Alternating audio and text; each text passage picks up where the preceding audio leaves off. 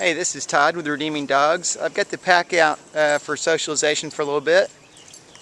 These two are Annie's the Golden Doodle, and Duncan is the, I guess he's a Rhodesian cross. I trained him a while back, and they're just out here playing. They seem to be the two rough and tumble dogs I've got in right now. Sprite's over there.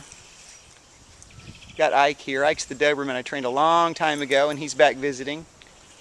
And there's my little mystery mutt Major. Kind of watching these guys play a little bit. Ike's a little put off by their energy levels, so what I'll do is I will go in and move these guys off of him if they start to get too rough. And I just brought the pack out, so they're a little bit more exuberant in the beginning. That's pretty common.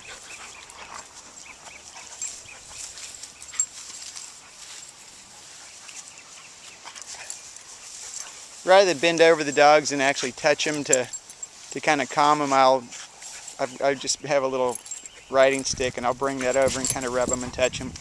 It's easier on my back than bending over all the time. So, but it's funny, the dynamics, when I've got two dogs out here that have a high energy level, they'll either energize some of the dogs or make them nervous. So, like Ike is a little concerned about, he's got dog spit on his head. Ike's a little concerned about these guys, so he'll stay behind me. And it's funny, he's 110 pounds. You'd think he wouldn't be concerned, but he is. He gets worried. So, and I'll move him off of him. So, he's got to have confidence in me. The pack has to have confidence in me that I'm watching interactions, and if somebody's concerned, I'll read their body language and move a dog off. So that's how everybody feels safe. Good deal. Ike is he's the only dog. He doesn't live with other dogs, so his skills are okay, but he's not like a guy that's spending all day, every day with other dogs, like my pack does.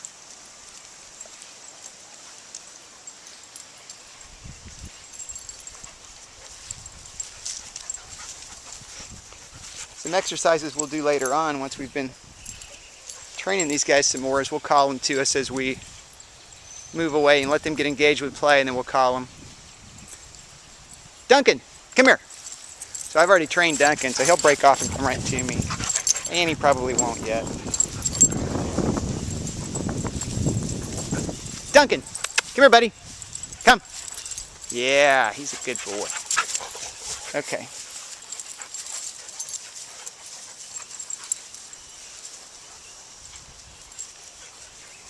But I'll let these guys play until they get into a calmer state, and then I'll put them up. I find that if you put them up, worked up like this, they think this is the only way you can interact. The other thing I watch is Major's pretty intolerant of dogs jumping on his head and stuff, and so I've got to watch that dogs aren't jumping on him. He's kind of an old fart. So I'm especially watch Annie the Labradoodle because she's got kind of an impolite play style. Don't want her jumping up on top of him.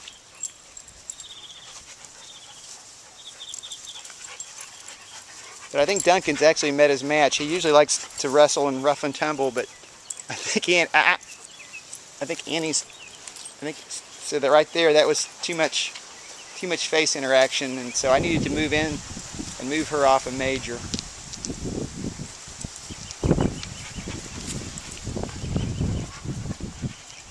But you can go back and look at the clip later, but Major, when she was up licking Major in the face, he got real still, shut his mouth, and was stiff. And that shows he's getting ready to maybe get unhappy with the situation. So I went ahead and moved her off.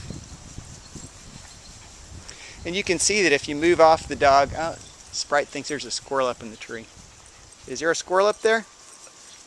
I don't see any. But she's got better eyes than I do. Now this is a little more polite interaction. She's standing still and let Ike smell her. Much better. So that initial there, we got some play generating there. He wants to get her playing a little bit. And he's trying to get her to play. His mouth is opening up. He's a lot more relaxed now. And it just takes them a little while. They need to feel like they're safe. There's boundaries. Somebody's in charge that's going to look out for them. And once we see that, we see a lot of these fear behaviors and aggression behaviors kind of boil off.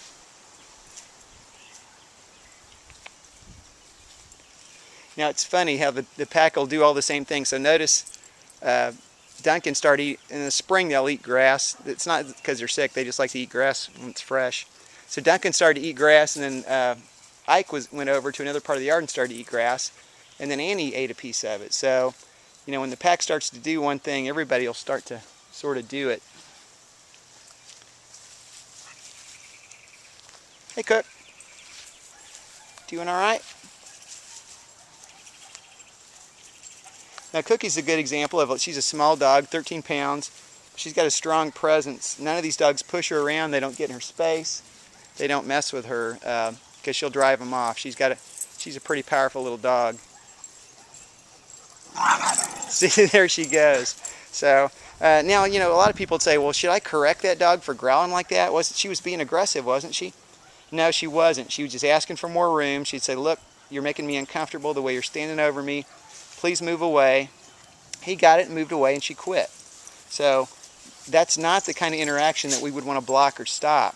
Her response was appropriate, and his moving away was appropriate.